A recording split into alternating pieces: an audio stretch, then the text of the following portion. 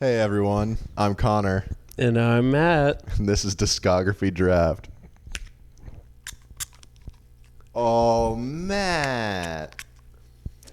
See, you're a married man and now you forgot where you came from. No, I actually was cleaning the car and I thought I threw away for a second when it wasn't coming out. I thought I threw away the full one. Oh no. There was an empty one and a full one. I was really terrified for a sec. That would have been a big problem. Big prop. Hey, so welcome to Discography Draft. Matt and I discuss the albums and artists that have had lasting impacts on our lives.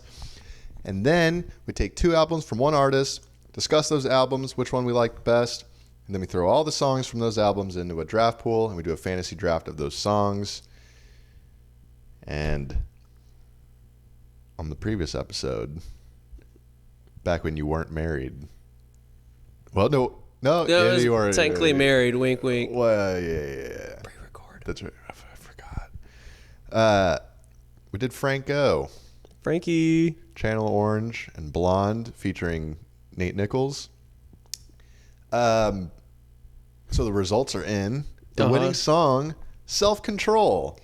I was willing to trade that guy up for Pink and White. That was the trade I was working on. I was thinking about Pink and White for Self-Control, and I was going to see if I can get Pink Matter out of you. No, Pink Matter was there to stay. The Andre 3K. Yeah, but that ended up, it lost in like the second round. It bummed me out because Who did it lose to? I can't remember. I'll pull it up. But yeah, I love Pink Matter. That was probably the first Frank song that I really loved. Really? Yeah. But Self-Control won, which I'm okay with. Pink Matter lost to Nights in the second round. My own song. Yeah, it happens. So Self-Control won, which was your song, and it has become my favorite Frank song, so I'm okay with that. And as a result of your song winning and all the other songs playing out the way they did, you and I tied. Which is crazy. 15-15, and Nate had 9 points. Can you Yeah. what did JR say about Nate and his first choice with Nikes, or how does JR feel about the song Nikes? So we're gonna bring Nate on in a little supplemental portion of this. It probably won't be on video, but it'll definitely be on audio because he has a rant he wanted to do, but couldn't make it tonight, so that's fine. JR said Nikes is quote unquote the worst song I've heard in a long time. And Nate took that as number one pick overall. If you didn't listen to episode, and we know you didn't, not listen to the episode. We don't know you didn't listen. Yeah. Yeah, so Nate had the first pick. He took Nikes, which ended up being the 13 overall seed based on number of streams on Spotify. Was that really? Number 13. Yeah, it made it to the Final Four. It has Cinderella Run, little Loyola Chicago, the Sister Jean of the Frank Ocean bracket. It lost to Thinking About You 54% to 46%. It was a deadlock. And frankly, I'm not a fan of Nikes. Frankly, yeah. I've told Nate this. To me it sounds like the Munchkins from The Wizard of Oz are singing the song. "'Cause you want Nike." It's funny because I feel like even hearing you say that, when people check each other and they say some just really absurd stuff. So, for instance, Mo Bamba looks like, I remember the Grizzlies were about to draft. They had the draft for, it's like Mo Bamba, Jaren Jackson, all them in there. It's come down to those. And Trae Young. Yeah, it was heating up. Luka, Marvin Bagley. They Memphis. DeAndre Ayton. We just keep naming players. Oh yeah, I forgot about. He was number one, wasn't he? Yeah.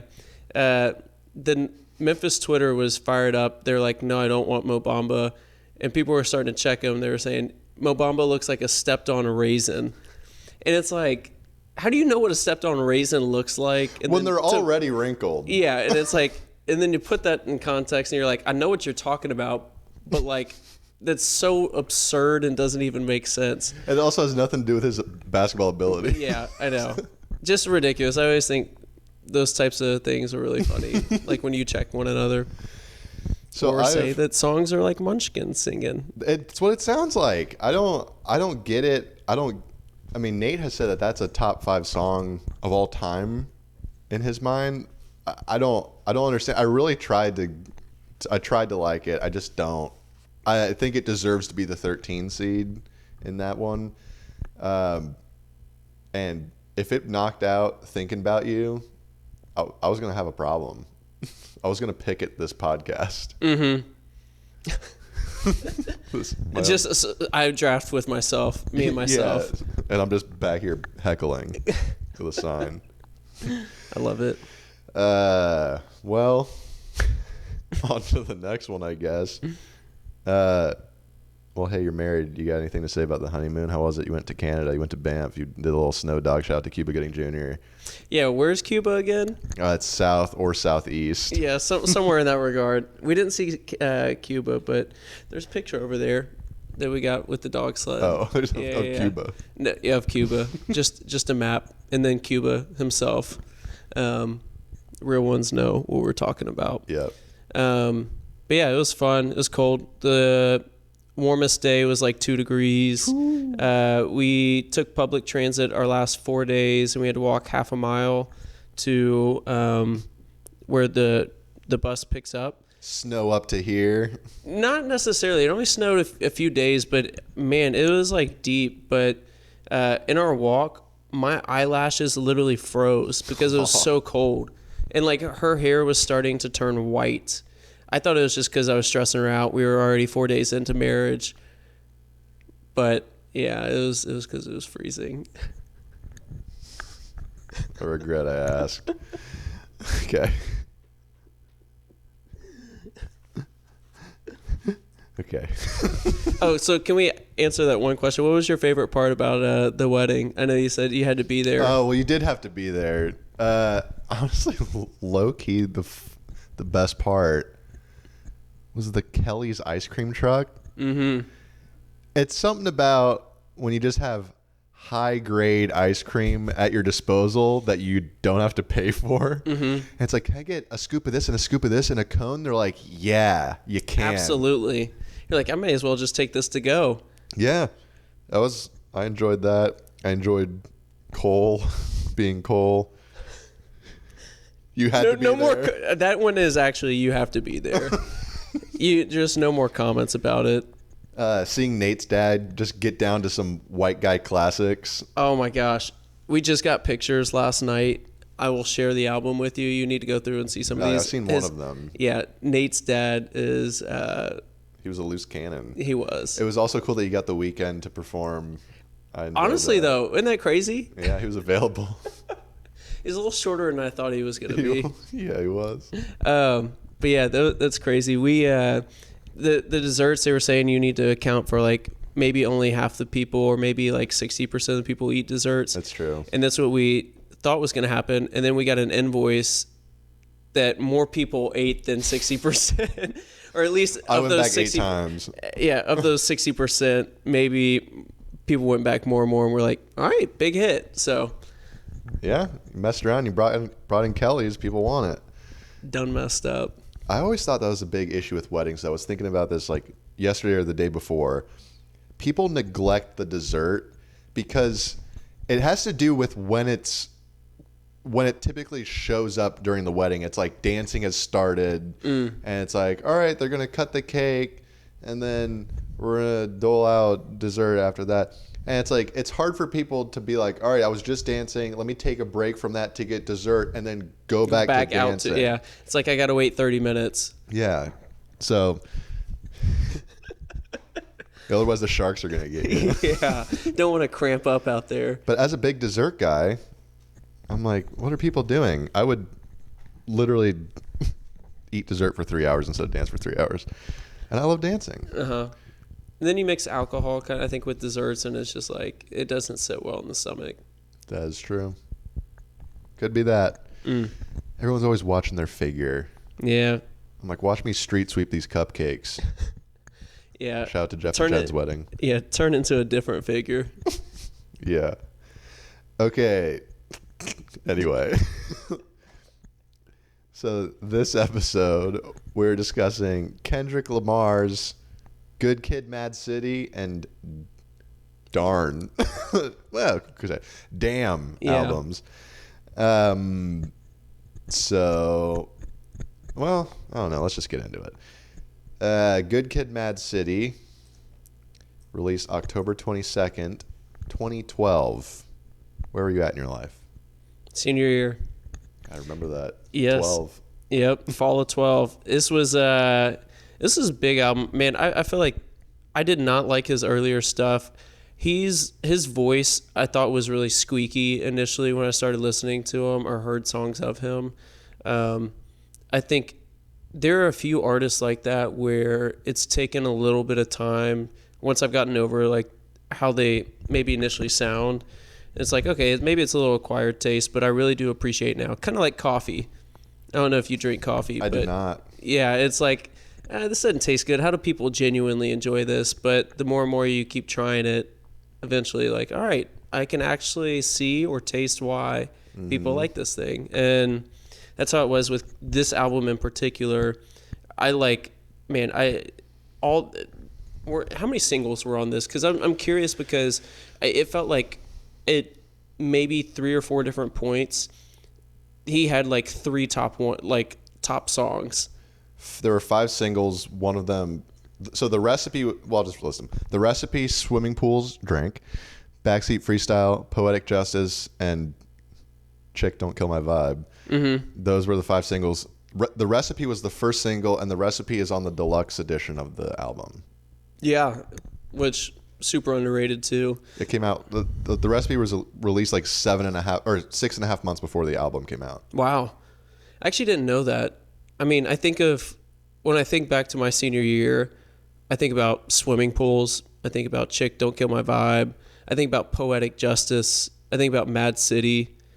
Those 4 songs were like everywhere I went. Mm-hmm. I mean, from just like hearing other people play music to having different basketball games or some like a warm up, or I think about even my iPod, because there were iPods back in the day. There were.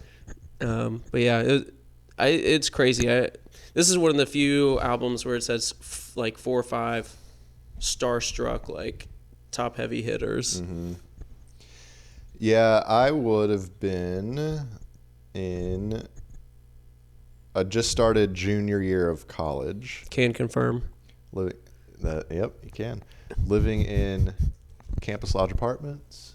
My first year of several years there. Living with Taylor Brown. Shout out to Taylor if you're listening. We know you are. You just always say that so smoothly, and I was thinking about that when I was listening to one of our older ones. Maybe it was the Frank one, but it's like, dang, you really do say that really smoothly and quickly. Mm-hmm. But shout out Taylor. Seasoned vet. I don't even really remember where I was, like, specifically when I heard, because Kendrick at this point, I hadn't heard Section 80 before. Mm-hmm. I had heard Buried Alive interlude off of Take Care, which would have been the first time I heard Kendrick. Mm-hmm. But at that point, like, no one knew who he was. So when this came out, I want to say Taylor was like, you need to listen to this Kendrick Lamar album, and then I did. Maybe I'm making that up. I don't remember. But I do remember having on heavy repeat when I did find out about the album, specifically Backseat Freestyle, M.A.A.d City, and The Recipe. Those were my 3 that I was listening to all the time. It took me a while to come around on Chick Don't Kill My Vibe, Money Trees, Poetic Justice, Swimming Pools. I don't know why. They just didn't. Because I think the thing is, Backseat Freestyle, The Recipe, and M.A.A.d City, they all bang. Whereas the other ones, like Swimming Pools, Poetic Justice, are a little more like slower, like vibes. Mm-hmm. And I think at that point I was looking for bangers. Mm-hmm. So those didn't immediately stand out to me. But obviously since come around on them because they're incredible. So Good Kid, M.A.A.d City. We've touched on this before. It was nominated for Album of the Year at the 2014 Grammys. The one that Macklemore won. Yeah. Shout out to Zane.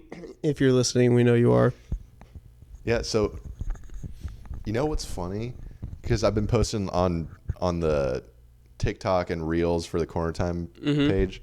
I posted that clip of us talking about that back when we were discussing. What was the album I think it was then? Drake. It was Take Care. The other one.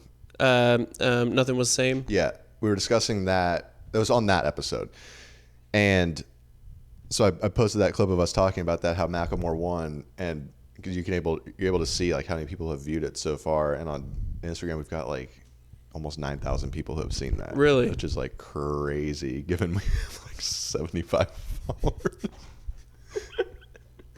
75,000. Yeah. Which is crazy low for the amount of followers we have. It's our lowest viewed video. So nominated. This album was nominated for 4 Grammys at the 2014 Grammys. It doesn't have them all listed here, so I don't feel like looking them up. But when Rolling Stone did their updated list of the 500 greatest albums of all time in 2020, they ranked this album as 115th out of 500. And I actually believe that because I don't know, on my Spotify, when I feel like an album, if there's 80% of the songs that I mess with and am listening to, or probably not even that high, like 7, say there's an album of 10 songs, 7 of them, if they all hit, I'm like, that's considered a great album. And I actually will like the album as a whole. And there's only a few that I've gone through and done, and this is actually one of them. I think is like a really complete album and is like a staple in the rap just industry and rap music. It is crazy how it's. I don't even know what to compare this to, because Section 80 was technically his first album, but it kind of like flew under the radar, except for like people who are like really into. I guess at the time he would have been an underground rap artist of sorts. Mm-hmm. But this album is what really put him on the map. Sold 242,000 copies in its first week. It is 3 times platinum as of December 22nd, 2021. Yeah. All right, so let's do Metacritic. Based on 36 reviews, what do you think their average score for Good Kid, M.A.A.d City was? 84. Interesting. 91. Okay, this is 2 weeks in a row. We're actually. The way that I was thinking was how you were saying that when they re-ranked everything, it 150th or 115th, 15, yeah. It was like I was thinking that over time it aged well, but still had good feedback initially, but aged better. Yeah. So Channel Orange, remember, got a 92. 92. So that's still the highest one thus far. Let's see. Rolling Stone review said it warrants a place in that storied lineage of 70s blaxploitation soundtracks and 90s gangster rap blaxploitation revivals. Chicago Tribune said applauded Kendrick for giving, quote, gangsta tropes a twist or sometimes upending them completely on a record that brims with comedy, complexity, and the many voices in Kendrick's head. There is a little bit of comedy in this album. Mm-hmm. It's a lot of is in the little, not necessarily skits, in that they're their own tracks, but there are some like little skits at like beginning or end of some songs that are like typically funny. Pitchfork wrote that the miracle of this album is how it ties straightforward rap thrills to its weighty material and narrative. And yeah, it just I don't know, goes on from there. But yeah, heck of a. I mean, I can for some reason in my mind, Section 80 was a mixtape, and it technically isn't. It's a studio album, but in my mind, I associate Good Kid, Mad City as being Kendrick's debut album, which it isn't, but it feels like it is. Yeah, he made popped on the scene. Yeah. All right, so that's that one. Now, Damn, stylized as Damn. Period. Released April 14th, 2017. Where were you at in your life? 17th grade. Nuh-uh. It was going to be into 17th grade. 16th grade, because it was spring. Oh! Which We'll fix that in actually, post. 2016 spring. All right, still at Memphis. Dang, I didn't think that... I remember it being bigger in the summer. Well, I guess it was kind of near summer, yeah, where I really started listening to it. But did my 1 year at Memphis, then did the summer at the beach, and that's where I feel like I really started listening to it a lot. I feel like, what was the song?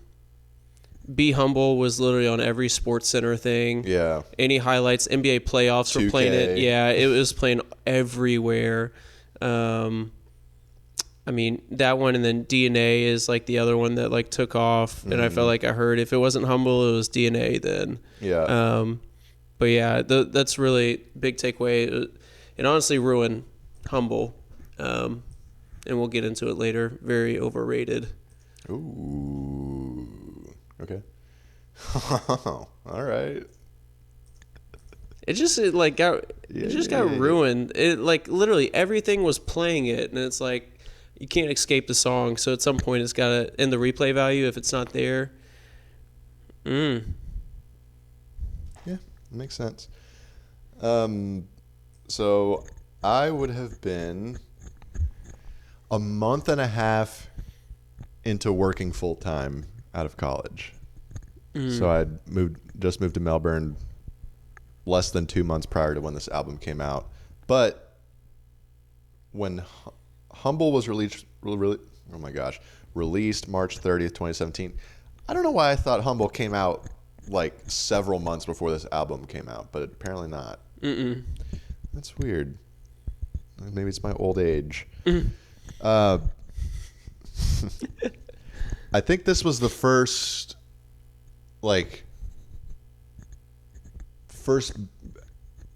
album I was excited about out of college, like anticipating coming out, very excited for it. So I played it a lot as a result of that. And I gotta say, these two albums are very interesting because we'll get into the draft later, but I'll tell you right now, in my top 10, I have 7 songs from Good Kid, Mad City. Whoa. And in my bottom 10, I think it's like another 7. More than that. 1, 2, 3, 4, 5, 6, 8. 8 from Good Kid, Mad City in my bottom 10. So you have the entire album on there. In my what? You said Good Kid, Mad City. You had 7 in your top 10, and then 8 in my bottom 10. Oh, so there's 2 you're not picking, but 2 of them are 2. Yeah, they're remixes. So yeah, I didn't have them listed as. Whoa. And then Damn, I have as like the entire middle portion of the draft for the most part. There's some 3 in the top 10, but I think that these two albums are. I think Damn is one. It's one that feels like has become more popular than Good Kid, Mad City, but I think it's like it's being carried to me by 2 really big superstars in Humble and DNA, and then like the rest of the team is really, really good. But I think Good Kid, Mad City is just like an all-star team where like their starting 5 is just.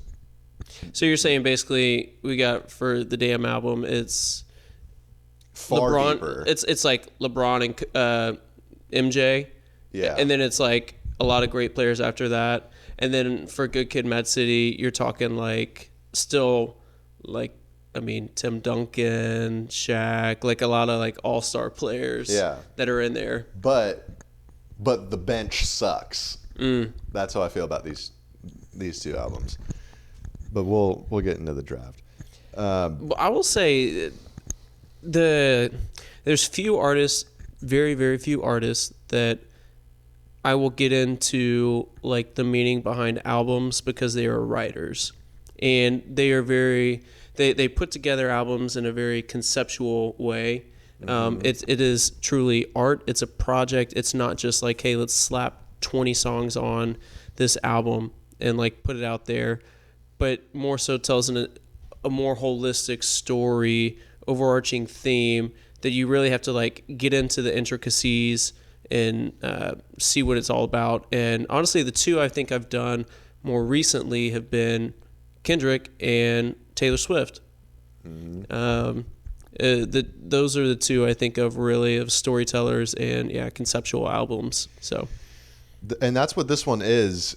It's more. I feel like the lyrics have made this more popular probably than Good Kid, M.A.A.d City. And there's also like it's a story being told throughout the whole thing, and then you play it in the reverse order, and there's a story being told, which is like really almost impossible to pull that off, but it does. It has a lot of thought. I think making a song one is hard. Then to like put the intricacies that you could play it backwards and it tells something different, that's like on a whole nother level. Yeah. And the Wikipedia has the genre of Damn as conscious hip hop. Whereas for Good Kid, M.A.A.d City, it has West Coast hip hop and gangster rap.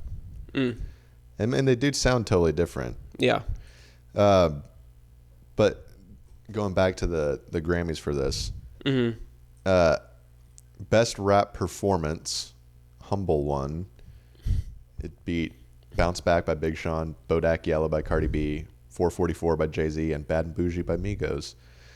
Best rap / sung performance, Loyalty won, and it beat, I don't know, it doesn't matter. Best rap song, Humble won, beat Bodak Yellow, Chase Me by someone, I don't know who that is. Sassy and The Story of OJ. The glove didn't fit.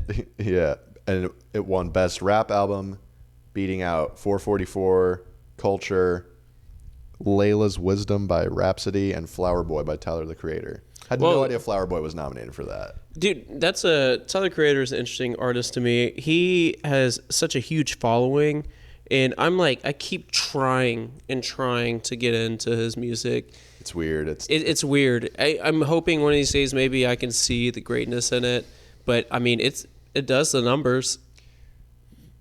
It's just it's so niche that it's just not for a lot of people, but it is for a lot of people. Yeah.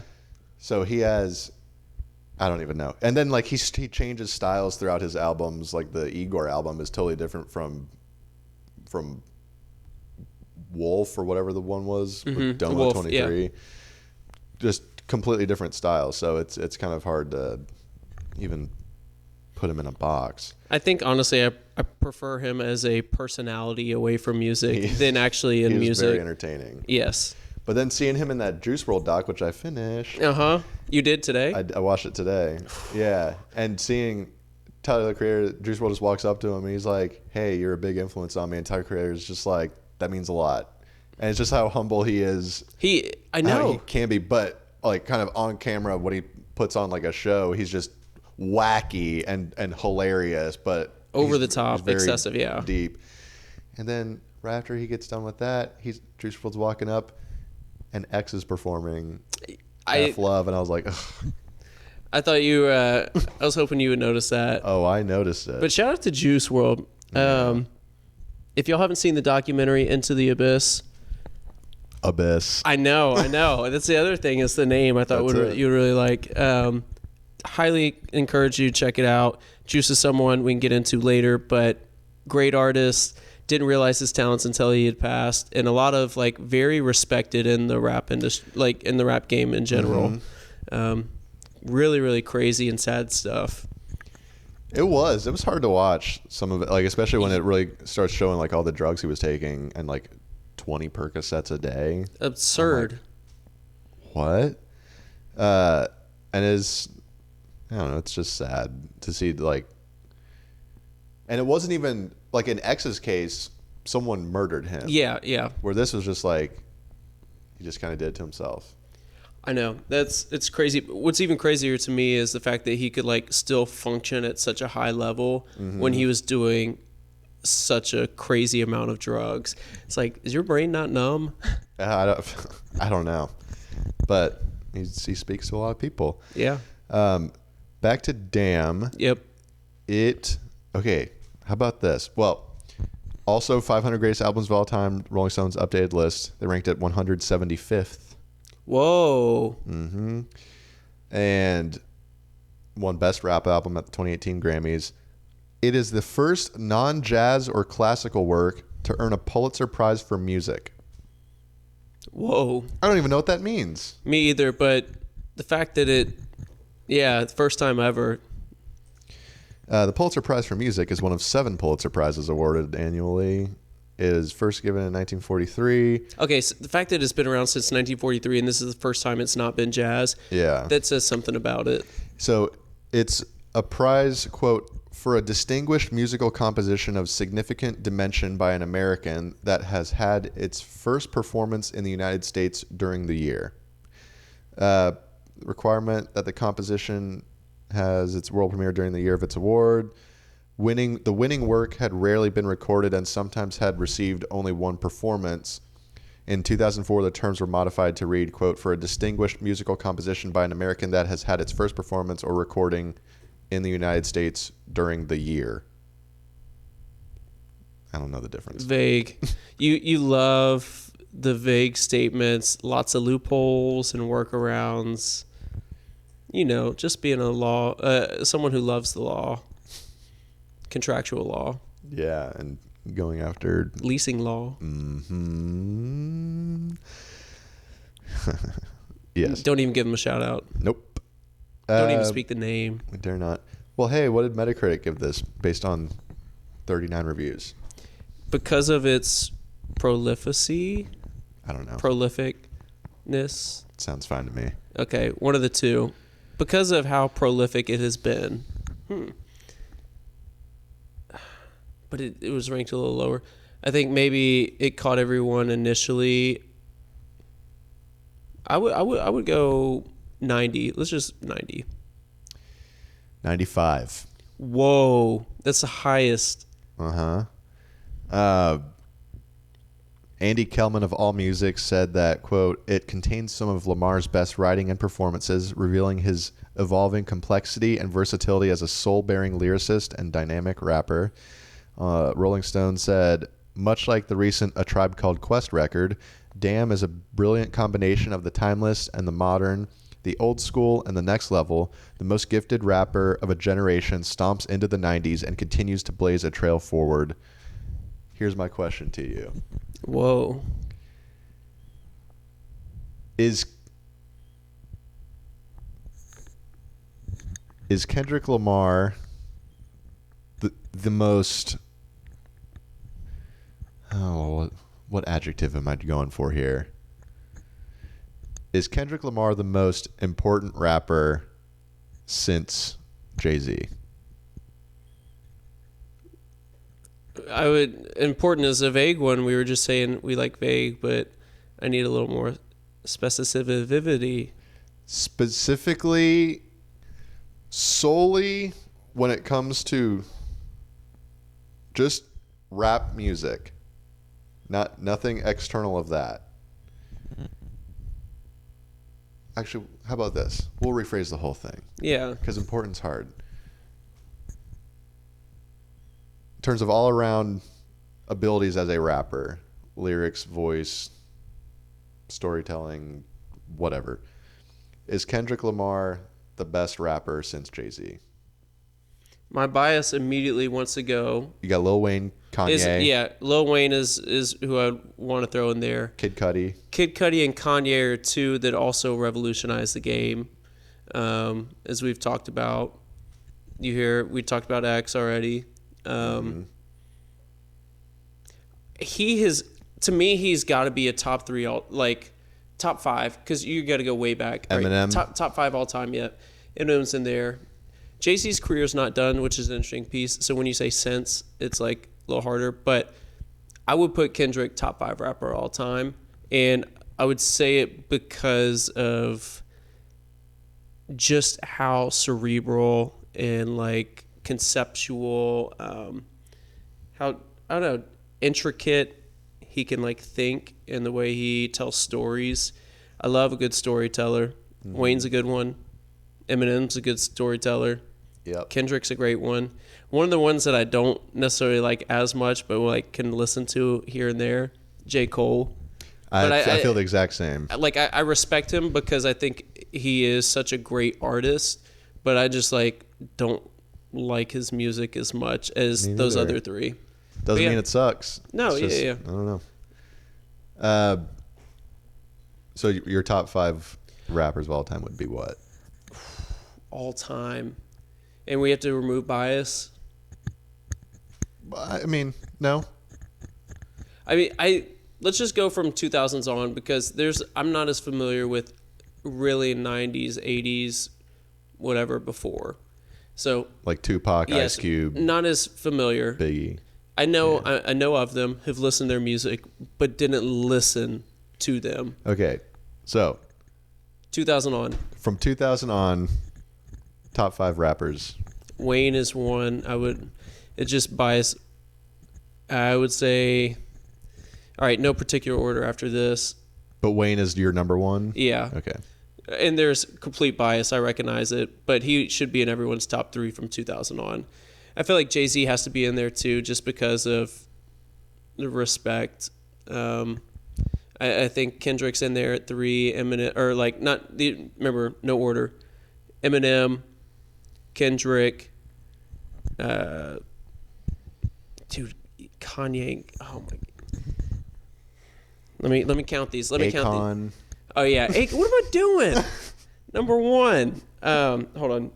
Wayne, Kanye. I would be shot if I didn't throw Jay-Z in there. I feel like. Okay. Wayne, Jay-Z, Kendrick, Eminem, and then it's a toss-up between Kanye and Kid Cudi. Okay. All right. Fair enough. Travis Scott is one I love a lot. St. John I love a lot, but we're not putting them in there. Yeah. I think I would put... Now, this is tough because it depends on... This is always such a hard question because it's like, what does top mean? Are you saying looking at their entire careers, at their peaks? Have they, like, are you just looking at lyrics? It's different. I think about a lot of like longevity with a little bit of dynamic ability. What are their specialty and gifts, whether it's lyrics, storytelling. I think about also someone we didn't mention, Drake, but I probably wouldn't consider him as much of a rapper. I consider him more like pop rap. Yeah. Just because of his newer stuff. So don't hate on me for not throwing in Drake in there. So just chill out. Yeah, Drake, I'm not considering him. are. Yeah, we're not considering him this genre. Purely rappers. So since 2000, I would probably go Eminem number 1. I think he's probably the most talented rapper of all time. I mean, a lot of rap leagues colleagues. You like no? Okay, it's fine. Actually, say the same a lot about him. They're like, yeah. I don't even know. I don't know how his mind works in ways that are beyond me, and like how he's able to think of things. So I put him as number one, and then in no order, Jay-Z, Lil Wayne, Kanye.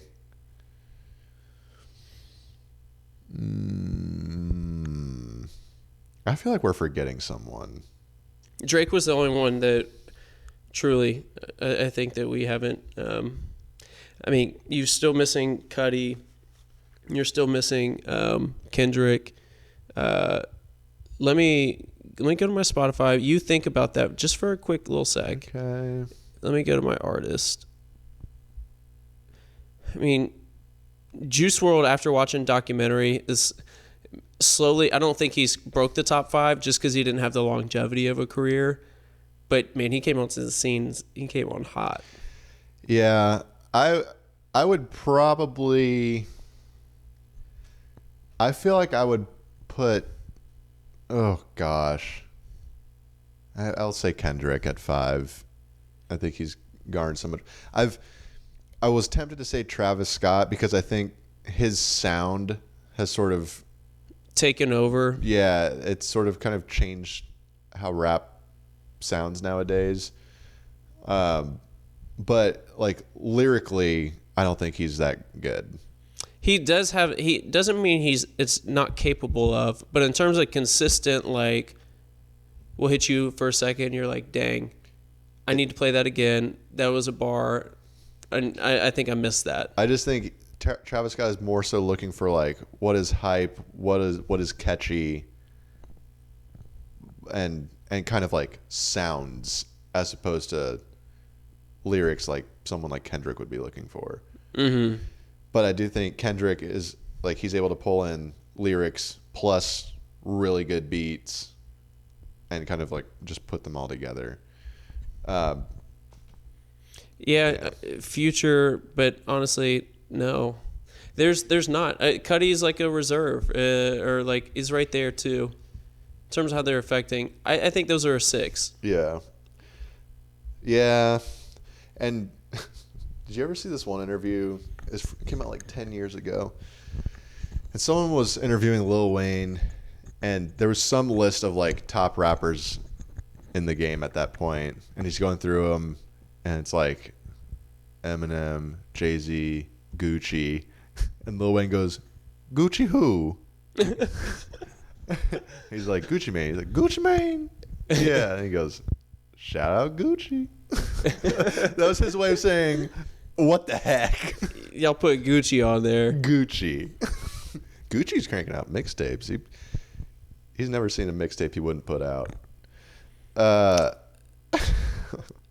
Okay. See, like, okay, people that I think if I was in the 90s, like, I would have to listen more to, obviously, Tupac, Biggie, Andre 3K, Ice Cube, all that, LL Cool J. I think I don't know. Not quite 50 Cent. I wouldn't put him there. No. Dude, we are missing someone. Who's that? The Dream. Oh, God, I forgot.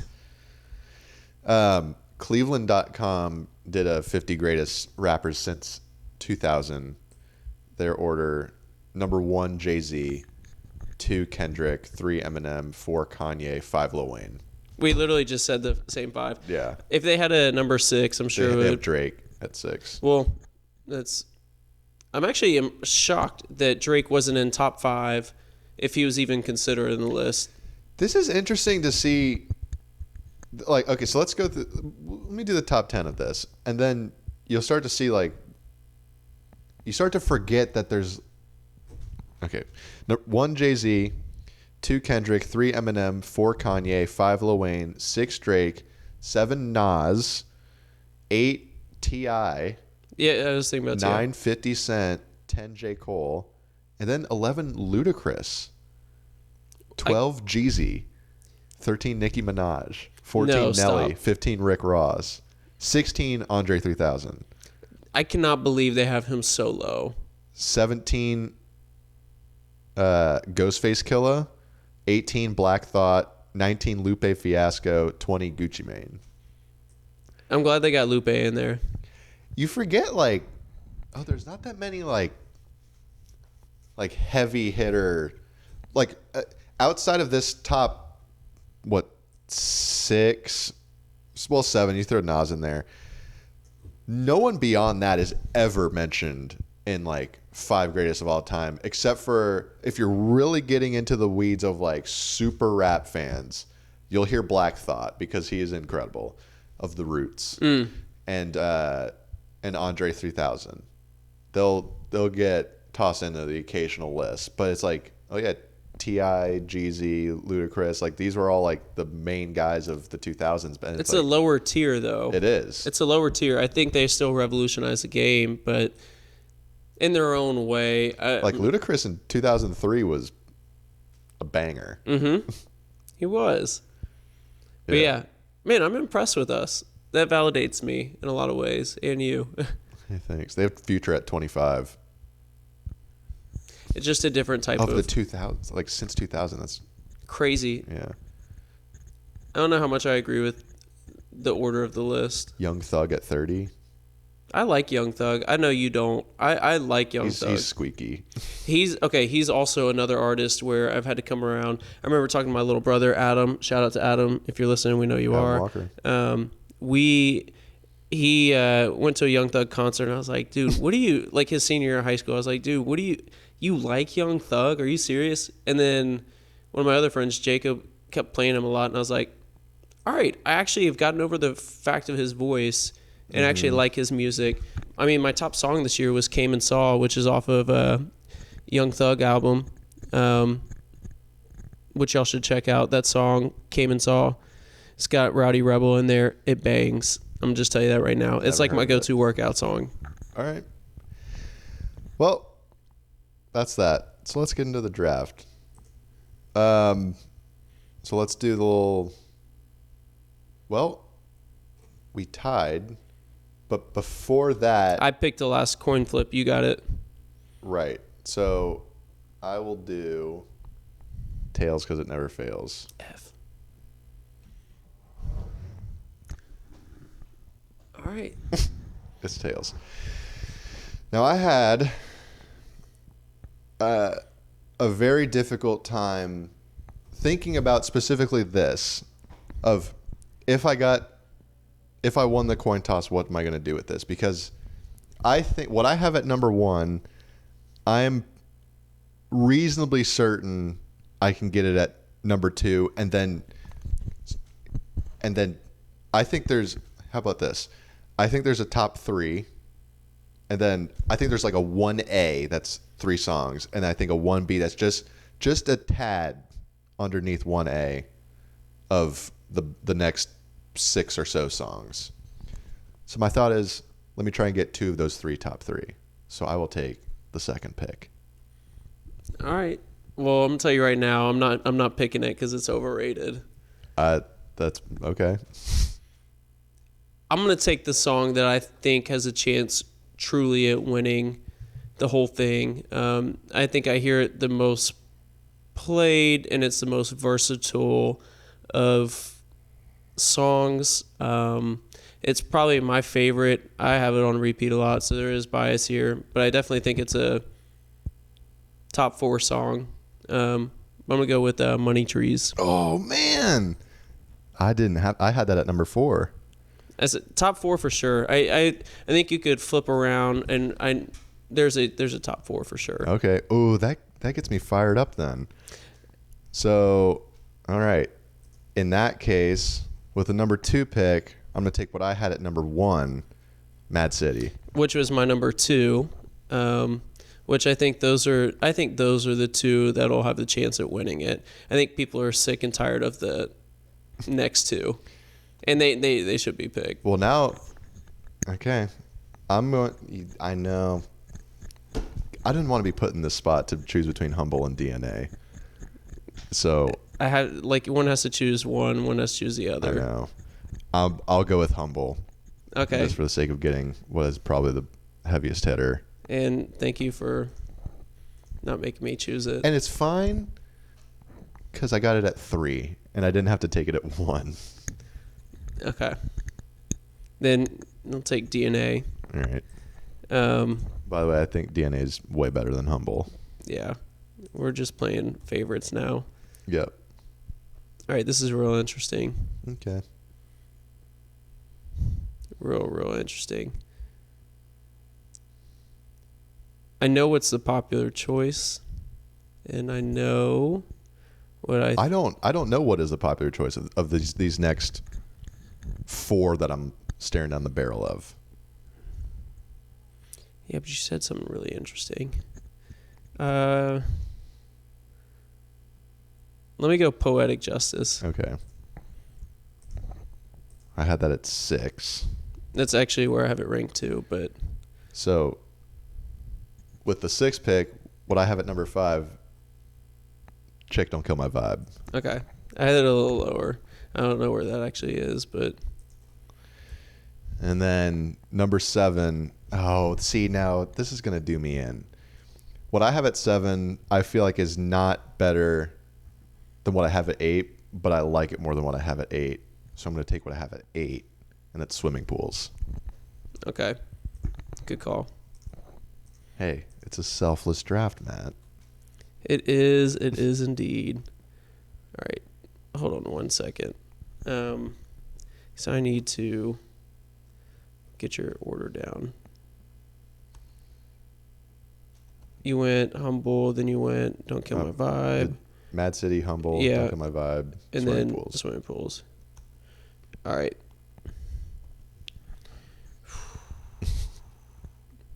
8th pick.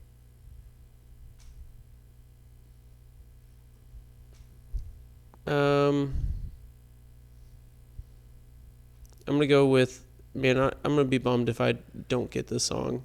Yeah. It's truly my second favorite out of both of these albums. I think the next 2 picks though are clear. Love and Loyalty. Oh, Matt. I think those are very, very popular. Oops. I love Loyalty. I don't love Love. I have it as my most overrated. Over Humble. You serious? Yeah. I don't know. I think Love's fine. I think Humble is good. It's just overplayed. I don't think Love is that good, to be honest.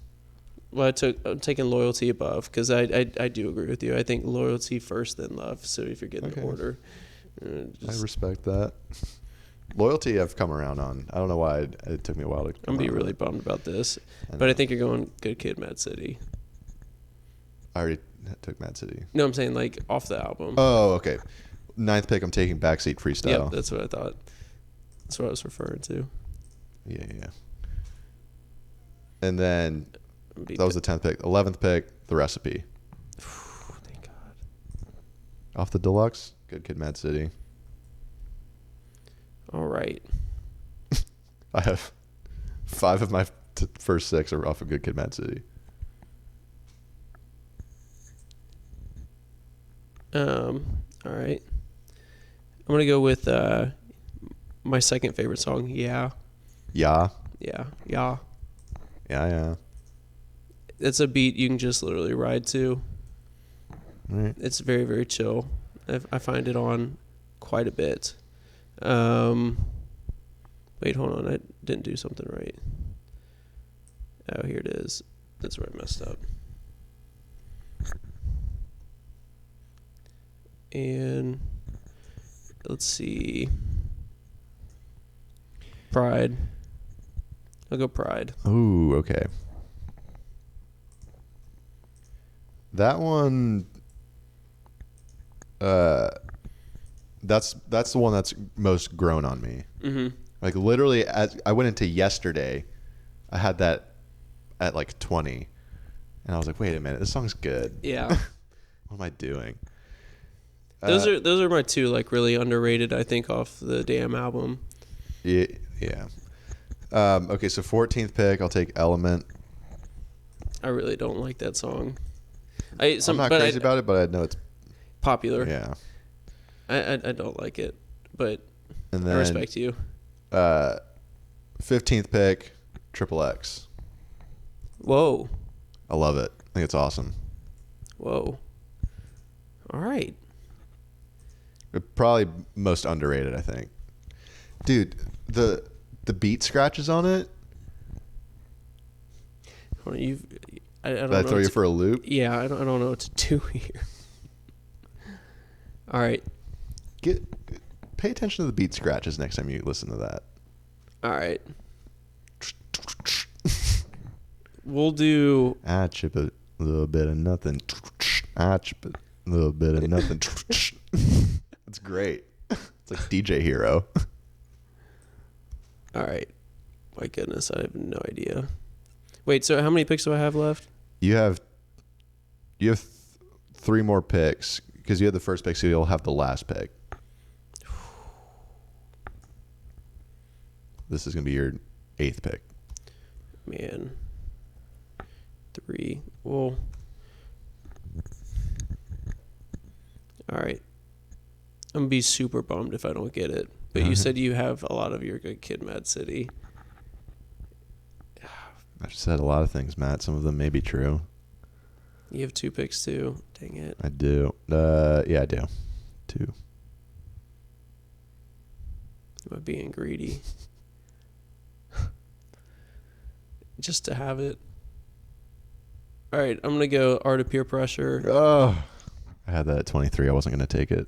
You don't like it? It's a fine. great storytelling song. I know. It's fine. But there's one that's not, I know is not popular. Okay. It's with the gamble. Do it. Or don't. Victory Casino Cruise. Richard gets big bucks. I'll take...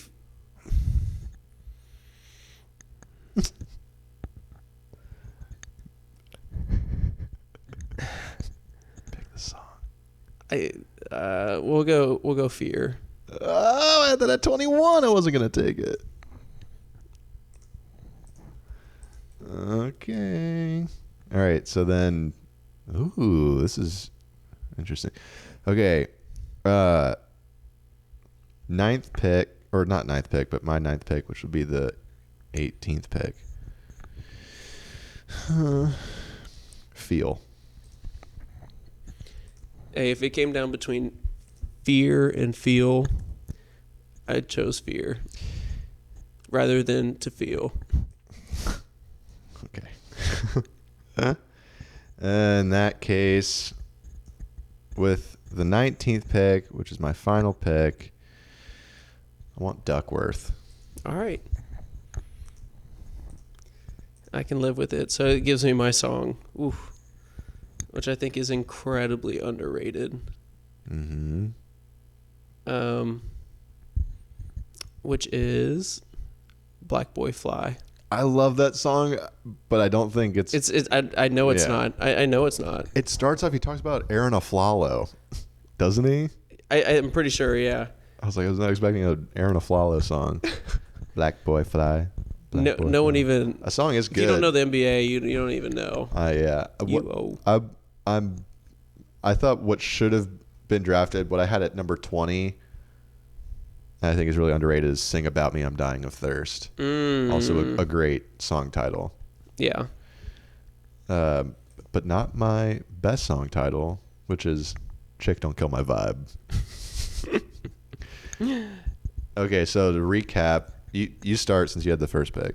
Wait, what did you went with... Feel, then Duckworth.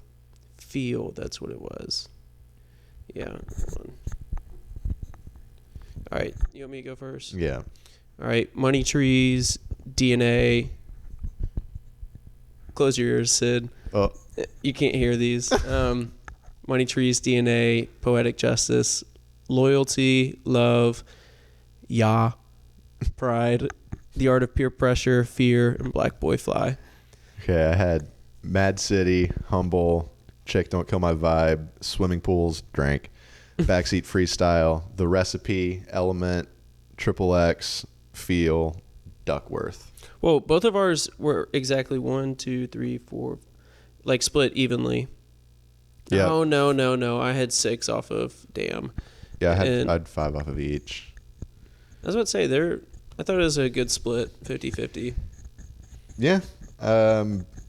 But the bottom, I'm glad it stopped at 20. If we brought Nate on to do basically draft all but one of these songs, which, by the way, would have been real. That song sucks. Yeah. That. It would have been tough because there's so many that I'm just like, these are just okay songs, and they're all off of Good Kid, m.A.A.d City. Yep. All right. Well, what do you think your most intriguing song title is? I think anything with God initially, obviously. So God. And then I put Art of Peer Pressure. That's a good one. And Poetic Justice. Poet at heart. Yeah. I said, Chick, Don't Kill My Vibe, and Sing About Me, I'm Dying of Thirst. That's a great title. Thirsty. Best beat? Ooh. I had a tough one with this. I mean, I think any of your upbeat ones, like from m.A.A.d City to DNA. I think an underrated one was Yeah.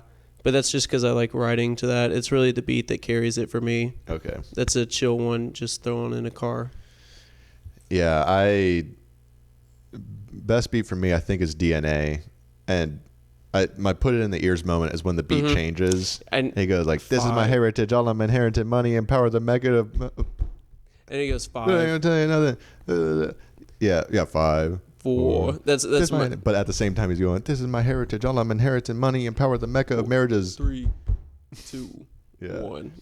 Yeah, and it just drops. Gotcha. Yeah. It's super creative. It goes hard. That's put it in my ears moment too, or one of them. I got 4 or 5 of them. m.A.A.d City, the opening. I think if there is one, if I could, yak. Yeah, if I could see only one person perform and only one song ever performed in, I don't know, just like real life, go to a concert, it would be that song, m.A.A.d City, just to see. Have you seen the videos for it? I think a while ago, but yeah. It looks absolutely crazy. How do you not crazy. go hard for that? Yeah. Every time I'm in the streets, I hear, yeah. And it just drops. Loyalty, there's like 2 minutes, 17 seconds to 2:36.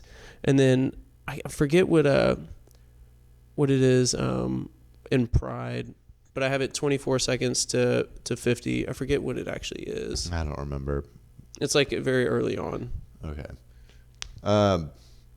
Best lyric? There's lots of them. And honestly, I was trying to go through them. It was hard to just grab a few or little ones. I think Pride is a very, very deep song full of them. If there's one line, it says, I can't fake humble just because you're is insecure. I love that. Okay. And then in Loyalty, Pride, literally the whole song is really, really good. I would love to talk about the album as a whole for Damn, because it's really good too. But Loyalty, I said, tell me who you loyal to. Do it start with, oh yeah, this is the part where you know how it kind of drops and his voice changes. So this is the put it in the ears moment, and also best lyric. Tell me who you're loyal to. Do it start with, or when he like names off all those things. But the best lyric is a little different part. Do it start with your women or your man, or with your woman or your man. Do it end with your family and friends, or are you loyal to yourself in advance? I said, tell me who you loyal to. Is it anybody that you would die for or lie for? Anybody you would slide for? Anybody you would die for? That's what God's for. Dude, and that's the thing. I did not realize how much theme of like, really like the whole, it's like the whole Damn album is rooted in like on God, truly. Yeah. Interesting title for it. I know, Damnation is what I think they're kind of getting at, but it's rooted in God for sure. Yeah, another honorable mention to put in my ears moment is in Loyalty, where it's just like, I said I'm geek and I'm fired up. That part's so the chorus, sick. Yeah. Best lyric for me is honestly the entire third verse of Sing About Me, I'm Dying of Thirst, but specifically just this part, I guess, is probably the best part out of the whole thing is, and I'm not sure why I'm infatuated with death. My imagination is surely an aggravation of threats. Ooh. Yeah. I like that. Yeah. Which has most grown on you? Grown, Black Boy Fly. And then over time, just in general, yeah. I think those are the two big ones. Oh, and the recipe for sure. Oh, okay. Which also I actually think has a really good beat too. It does. Just because Dre's on it. Of course. Yeah. But yeah, it's crazy that there's in Black Boy Fly he talks about Aaron Aflalo instead of Campaign of the Phoenix Suns, the NBA Final runner-up Phoenix Suns, because I don't know if you know this, but Campaign. I mean, if you had an album and you were gonna write a song about an NBA player, probably someone from Memphis. Mm-hmm. I don't know if you knew this, but Campaign actually played high school basketball in Memphis. Yeah, I would. What would I name the song or an album over it? Just 901, Cameron Payne City. Yeah, I have no idea. But shout out to them. They just beat the Lakers, and that hurts because I'm a big LeBron fan. And my favorite part was when LeBron was talking back to Campaign because Campaign was finally on one. Yeah. He's finally in the league. But yeah, that's probably what I'd do. Shout out to 901. We know you're listening. Got the purest water out there. That's true. Cut it out. Toodles.